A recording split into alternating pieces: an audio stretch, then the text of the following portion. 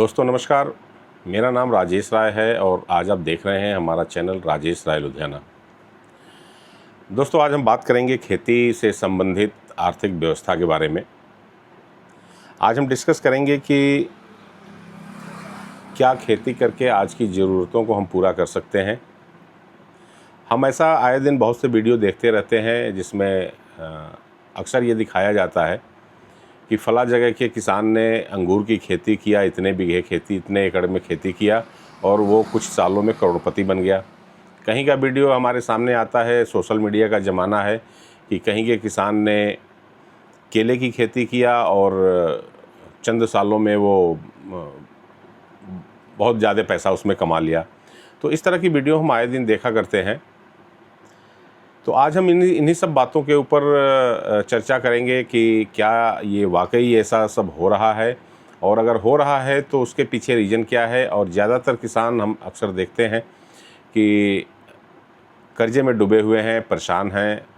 अगर खेती इतना ही अच्छा जरिया है पैसा कमाने का, तो देश के सारे किसान फिर इस तरह से हो हल्ला क्यों मचा रहे हैं। तो आज हम इस पॉइंट्स पर आपके साथ डिस्कस करेंगे।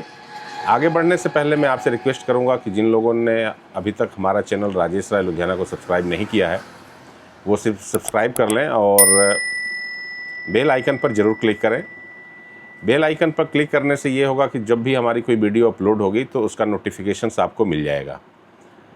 तो आज के टॉपिक्स पर हम डिस्कशन शुरू करते हैं। देखिए, मेरे पीछे की वीडियो जो लोग देखे होंगे वो लोगों को पता है, या जो लोग अभी नए जुड़े हैं हमारे साथ, मैं उनके लिए बता दूं कि मैं एक बिजनेसमैन हूं। मैंने पैसा कमाने के उस रास्ते को ढूंढा जहां अक्सर पूरे दुनिया में ये देखा जाता है कि सबसे जो अच्छा तरीका है, जो सबसे बड़ा तरीका है पैसा कमाने का, वो बिजनेस है। तो हमने बिजनेस को चूज़ किया और पिछले 35 साल से मैं बिजनेस कर रहा हूँ।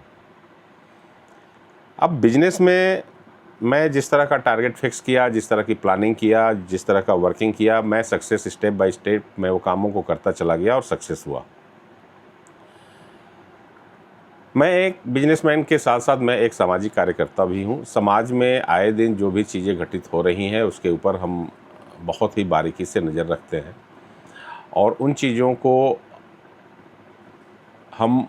चीज़ों से प्रभावित भी होते हैं और उसमें हम हिस्सा भी लेते हैं। अभी मैं कुछ टाइम से खेती की तरफ मेरा रुझान बढ़ गया है और मैं रूरल एरियाज़ में आ गया हूँ। जहाँ मैं पैदा हुआ था वहाँ आ गया हूँ और खेती को समझने की कोशिश कर रहा हूँ। देखिए, मैं बचपन से खेती में बिल्कुल नहीं था, लेकिन चूँकि गांव में पैदा हुआ था, गांव में पला तो नहीं मैं रहा, मैं बाहर ही, लेकिन गांव में पैदा हुआ था, तो हमारे कहीं ना कहीं हमारे ज़हन में, हमारे खून में खेती को लेकर के एक हमेशा जिज्ञासा रहती थी। खेती को हम हमेशा प्राइम रखते थे, हम हमेशा इसको पहले पोजीशन पर रखते हैं कि खेती को ज़रूर करना चाहिए। लेकिन खेती में उस तरह की सुविधाएं, उस तरह के संसाधन हमें नहीं मिल पाया, जिसकी वजह से मैं व्यापार में चला गया। मन में ये एक ललक रह गई कि हम खेती को नहीं कर पाए। उस चीज़ को वापस करने के लिए जब हम एक व्यापार में एक लेवल पर पहुंच गए, तो वापस हम खेतों की तरफ मुड़े हैं। हमारे लिए एक सबसे बड़ा चैलेंज ये है कि खेतों को समझना। हमारे लिए या आप सभी लोगों के लिए सोशल मीडिया का टाइम है। ये एक सबसे बड़ा जो साधन है खेती को समझने का, वो हो गया है सोशल मीडिया। बहुत से किसान, बहुत से यूट्यूबर्स इस तरह की वीडियो अपलोड करते रहते हैं कि आप ये खेती करके करोड़पति बन सकते हैं, वो खेती करके ऐसा पैसा कमा सकते हैं, वैसा पैसा कमा सकते हैं। लेकिन इसी के साथ कुछ वीडियो ऐसी भी आती हैं कि रासायनिक और ऑर्गेनिक खेती के बारे में, कि रासायनिक खादों को प्रयोग करने की वजह से किस तरह से बीमारियां बढ़ रही हैं और किस तरह से लोग बीमार हो रहे हैं और उनका अपने ज़िंदगी की गाढ़ी कमाई जो है वो किस तरह से हॉस्पिटलों को दिया जा रहा है। ये चीज़ हमारे लिए एक बहुत बड़ी समस्या बन के सामने आई। बात तो समझ में आ गई कि भाई ठीक है, रासायनिक खादों का प्रयोग करने से हमारे जो हम जिस अनाज को खा रहे हैं उसमें उसकी मात्रा रहती है और उसकी वजह से हमारे हेल्थ के ऊपर उसका बहुत बुरा प्रभाव पड़ रहा है। लेकिन इसका फिर समाधान क्या है? देखिए, मैं किसान हूँ, किसान बनना चाहता हूँ, मैं व्यापारी हूँ। ये बात मैं इसलिए आपके साथ शेयर किया कि व्यापारी से आप एक चीज़ स्पष्ट हो जाता है कि अगर मैं व्यापारी हूँ तो पैसे की ललक, पैसे की लालच, पैसे कमाने के तरीक़ों के ऊपर हमारा एक अच्छा अध्ययन रहा है। लेकिन मैं खेती में अगर आना चाहता हूँ और खेती को करना चाहता हूँ तो पैसा कमाने के साथ साथ हम ऐसी खेती में ऐसी चीज़ें उगाना चाहते हैं जिसको खाने के बाद हमें जो खेती से पैदा होने वाले रोग हैं, इन रासायनिक खादों की वजह से जो पैदा होने वाले रोगों हैं, कम से कम वो रोग हमें ना लगे। इसके लिए फिर ज़रूरी हो जाता है कि रासायनिक खादों का प्रयोग हम ना करें। अगर हम रासायनिक खादों का प्रयोग नहीं करते हैं, देखिए मैं 2-3 महीने से खेती में लगा हुआ हूँ। मैंने कुछ चीज़ें ऐसी ऑब्ज़र्व किया है कि अगर हम रासायनिक खादों का प्रयोग नहीं करते हैं तो हमारे फसल के ऊपर, हमारी पैदावार के ऊपर इसका बहुत ही ऐसा असर पड़ रहा है कि उसको बताना बड़ा मुश्किल है। लेकिन फिर बात वहीं आ जाती है कि क्या व्यापार से निकल के जब हम खेती की तरफ जा रहे हैं तो हमें भी वही साधन यूज करने पड़ेंगे जो कल तक किसान यूज कर रहे थे। किसान को, खेती को इंडिया में जो व्यापारिक संस्थाएं हैं एक बहुत बड़ा मार्केट समझती हैं। किसान को हर वो चीज़ बेचना चाहते हैं। पहले वो एग्रीकल्चर मशीनरी बेचते हैं, उसके बाद वो फर्टिलाइज़र्स बेचते हैं, उसके बाद वो पेस्टिसाइड्स बेचते हैं, उसके बाद वो उनको दवाइयाँ बेचते हैं, उसके बाद वो उनको हॉस्पिटल्स बेचते हैं और फिर जाके शमशान में उनको कफन तक वो बेचते हैं। तो ये पूरा साइकिल हमारा चल रहा है। मैं इसीलिए बोला कि मैं एक व्यापारी हूँ, लेकिन मैं खेती की तरफ जा रहा हूँ। तो घुमा फिरा के बात वहीं आ जाती है कि ये भी एक बहुत बड़ा मार्केट है और इस मार्केट को कैप्चर करने के लिए बहुत सी कंपनियाँ लगी हुई हैं, तरह तरह के उनको बीज दे रही हैं, तरह तरह के खाद दे रही हैं और किसान को गवर्नमेंट सब्सिडी कुछ दे रही है और कुछ कर्जे दे रही है टैक्स इंटरेस्ट फ्री, जिसकी वजह से किसान वही दलदल में वापस फंसता चला जाता है। एक्चुअल में यहाँ मुझे एक चीज़ समझ में आ रही है कि किसान को शायद यही नहीं समझ में आ रहा है कि मुझे करना क्या है, खेत में जो चीज़ें हमें पैदा करना है वो किस लिए, हमारा पर्पज़ क्या है। देखिए किसान जो है वो एक शब्द, एक लाइन कही जाती है कि किसान जो है वो अन्नदाता है और वो पूरे देश का पेट पालता है। अब पॉइंट, अगर देखिए हम सारी बातों के ऊपर एक साथ चर्चा करेंगे तो शायद ये चीज़ें क्लियर नहीं हो पाएगी। सबसे बड़ा ज़रूरी बात फिर ये आ जाता है कि जो किसान पूरे देश का पेट पालता है, पहले वो किसान अपना पेट पालने की बात को समझे। अपना पेट पालने से मतलब है कि क्या वो बिना रासायनिक प्रयोग किए, बिना रासायनिक खादों को प्रयोग किए, बिना पेस्टिसाइड्स का प्रयोग किए, क्या वो अपने परिवार का पेट पाल सकता है। अगर वो पेट पाल सकता है और फिर उससे जो सरप्लस होता है वो मार्केट को दे। आज किसान को हम कैसे कह दें कि वो देश का पेट पाल रहा है, जब वो खुद ही इस तरह की सिचुएशन में पड़ा हुआ है कि वो सारे रासायनिक खादों का प्रयोग करके और पूरे देश को भी और अपने खुद को भी, अपने घर को भी वो रोग के मुंह में ढकेल रहा है। अब सवाल ये होता है कि अगर किसान उन चीज़ों को अपने फसल में ना डाले तो पैदावार ही नहीं होगी। देखिए ऐसा नहीं है। हमारे देश में जो पहले खेती होती थी, ट्रेडिशनल खेती होती थी, उसमें इतनी लागत नहीं थी।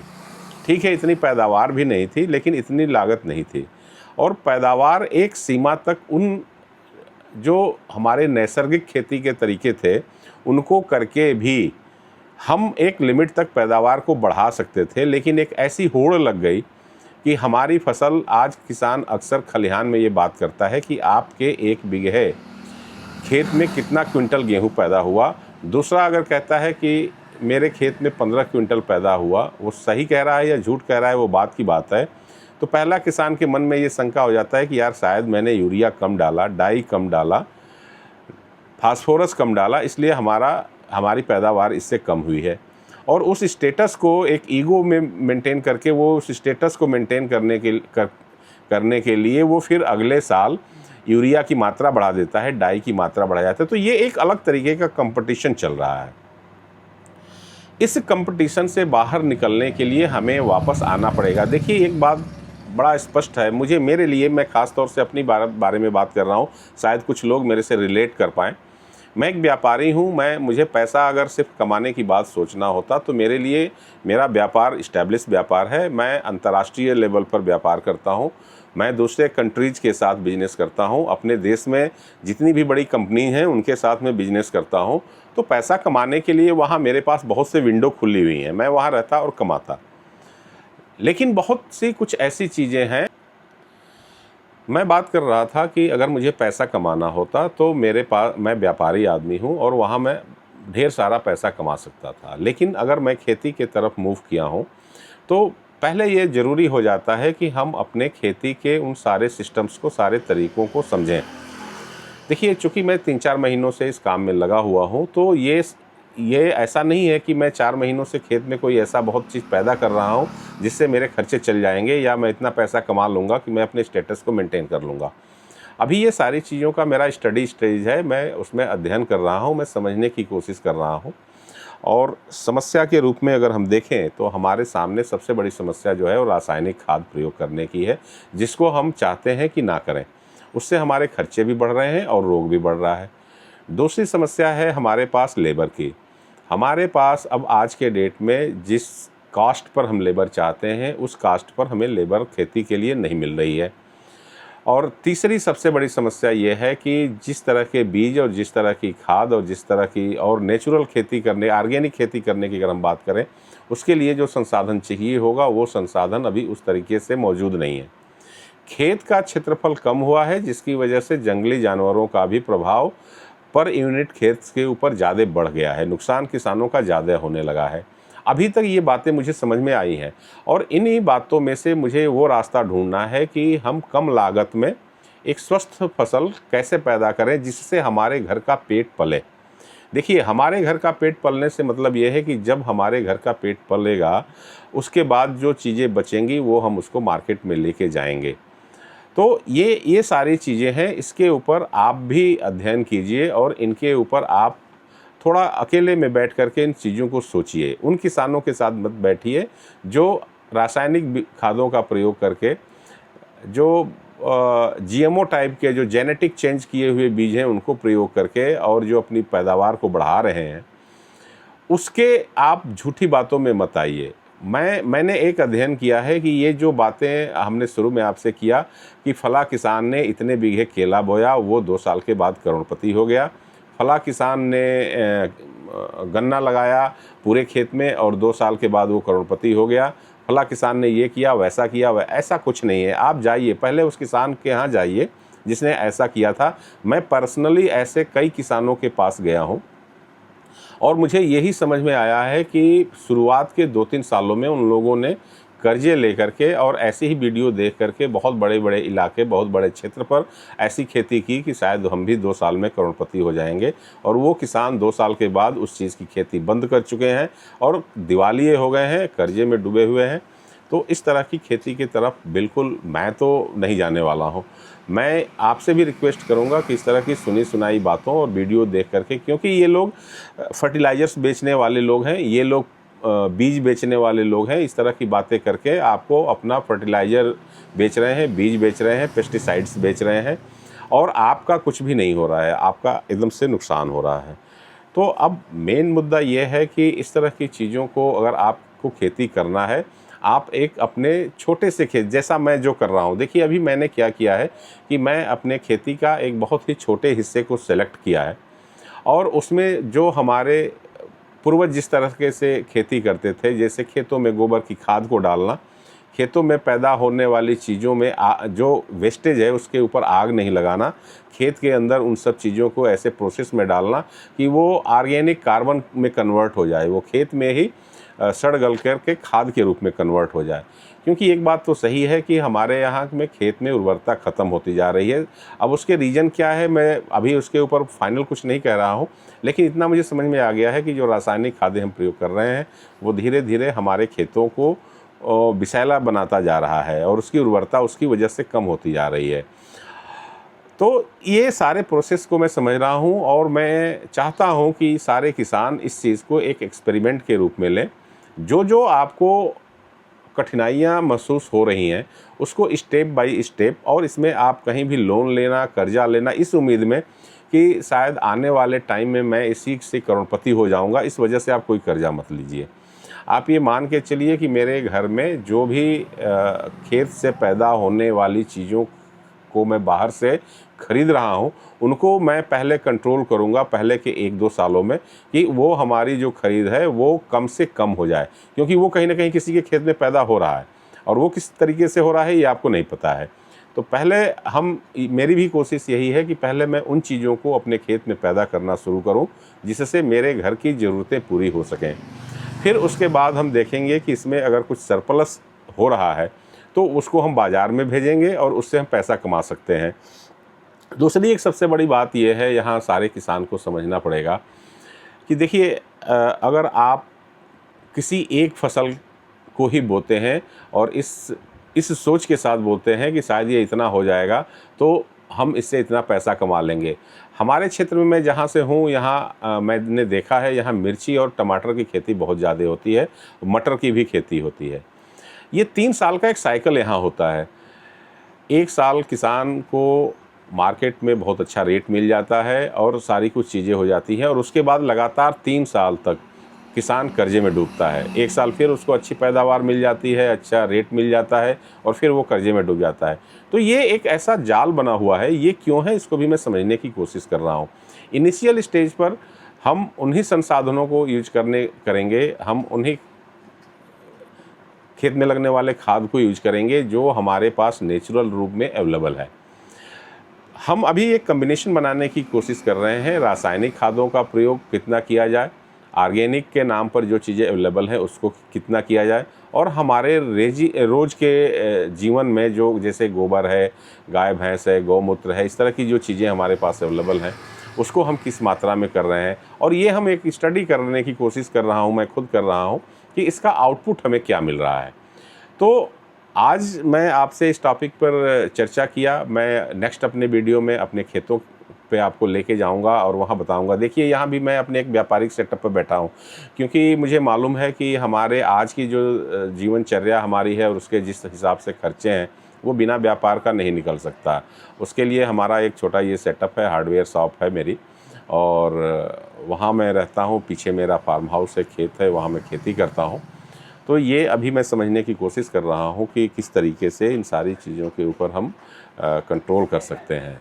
दोस्तों, आप मेरे पीछे देख रहे हैं, मैं अपने एक बिज़नेस सेटअप के ऊपर बैठा हुआ हूँ, और यहाँ भी हमने एक छोटा सा हार्डवेयर शॉप डाला हुआ है जहाँ से हमारी जो एक्टिविटीज़ पहले थी वो मैं यहाँ पर थोड़ा अपना टाइम लगाता हूँ, क्योंकि ये बात बड़ी स्पष्ट है कि खेती से हम अपनी सारी ज़रूरतों को फ़िलहाल मेरे पास, मैं ये तो नहीं कहता कि सारे किसान पूरा नहीं कर सकते, लेकिन मैं एज ए किसान जब 2-3 महीने से जो आया हुआ हूँ वो शायद उन ज़रूरतों को अभी मैं वहाँ से पूरा नहीं कर सकता। इसलिए मैं अपना साथ में ये एक जिस पे मैंने 30 से 35 साल लगाए हैं बिजनेस लाइन, मशीनरी लाइन का, वो एक शॉप मैंने यहाँ रखा हुआ है। और पीछे हमारा फार्म हाउस है जिसके ऊपर मैं ये सारा जो आपसे बातें खेती की कर रहा हूँ वो सारे एक्सपेरिमेंट्स मेरे चल रहे हैं।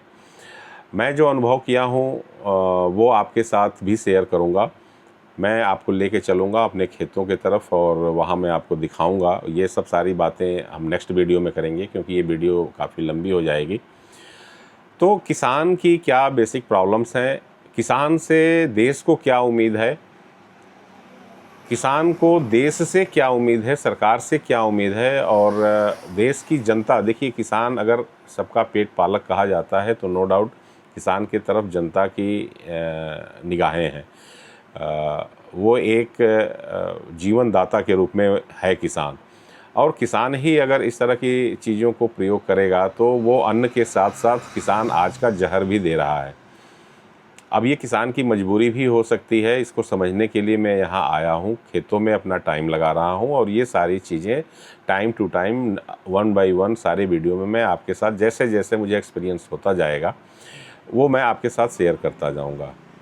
तो आज की चर्चा को हम यहीं पर बंद करते हैं, और मैं उम्मीद करता हूँ कि आज हमने आपके साथ जो डिस्कस किया ये चीज़ें आपको भी इस सब चीज़ों के ऊपर सोचने के लिए मजबूर करेंगी। आप भी कुछ सॉल्यूशंस लेकर के आएंगे और आप हमें सुझाव दीजिए कि इन सब चीज़ों के ऊपर क्या किया जा सकता है।